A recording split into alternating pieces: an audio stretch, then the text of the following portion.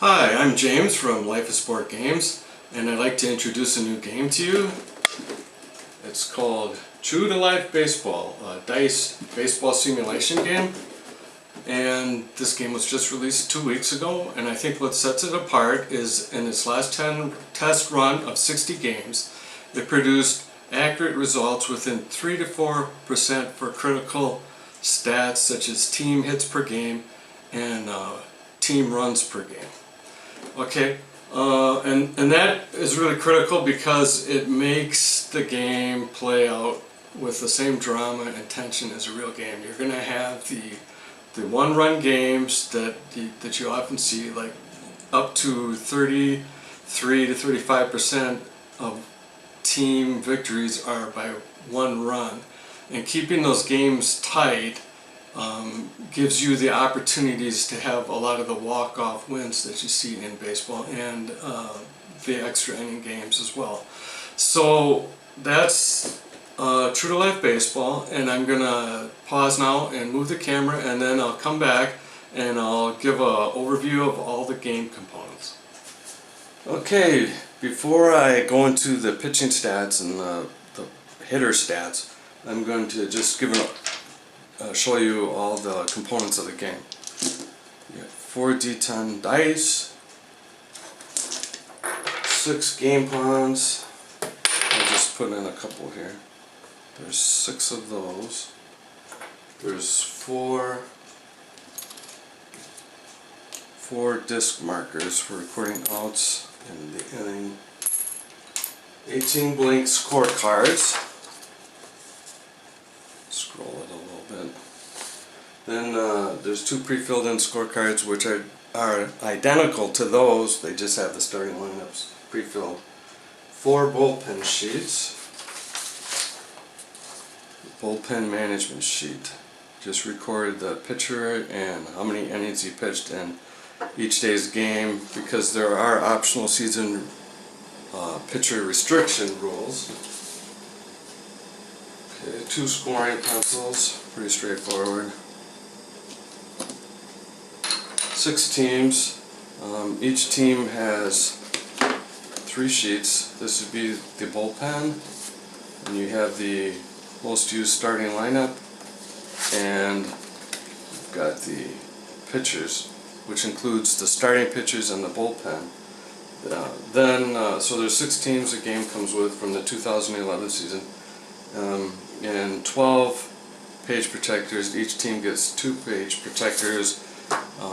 The bullpen sheet gets its own sheet protector, and these other 2, I reverse them and put them in a sheet protector, and it just makes it, protects the pages from any spills or whatnot, and it makes the game easily portable in a 3-ring binder. I'm not showing the sheet protectors because of they get so much gloss on camera. So, alright, then you have the heart of the game, the rule book, which is 78 pages, 80 pages if you count the cover. I realize this won't all be in focus. Just there, reading material. Here's the pitcher check flowchart. You don't really need to refer to this to the game, it's just a learning aid.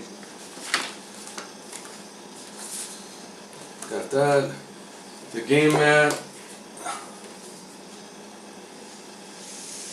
You don't have to use the game mat at all. You can totally keep track of the game on the scorecard.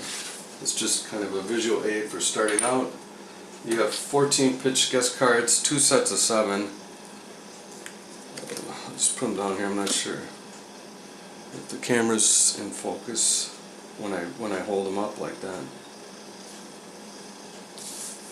Okay, we've got 1 game chart set. Let's see what I did with that. Got your main game tables. This is the most used table in game. It determines the hit location. This here, you do a hit location roll, and this shows where the hit went to, and this would be your base running advancement. Chance to advance values. This table is for tag outs, and of course here you have for base hits and for doubles and triples. This table here, whenever there's 11 or 21, there's a chance that a positive range infielder or outfielder would make that play, and it can turn into, instead of a base hit or double, it could become either an out or a single. You've got your sacrifice tables here for all three sacrifices: standard, suicide, and safety. Specific hit and run rules. And then the back, just flip it over and you have your main game tables. Then you have a front and a back, if you will, for groundout tables for each infielder. The pitcher is actually on that other table I just showed you. Then these are the groundout tables for your first baseman, second baseman, third baseman, and shortstop. So it's 4 tables on 2 sheets. Heavy card stock, similar to the card stock for playing cards, about 298 GSM. I think that's grams per square meter. Not sure. I know it's GSM. And then you have your home run park adjustment table. For some parks are positive, some are negative. And on the back, it's just a bonus. It's game tips and reminders. You don't really need to refer to this. It can be helpful when you're just starting out. Let's see, did I miss anything? Oh, you got your rare play fold out chart in fine print, because there's a lot in here. This is optional. These are just count for all different plays that can happen in the game.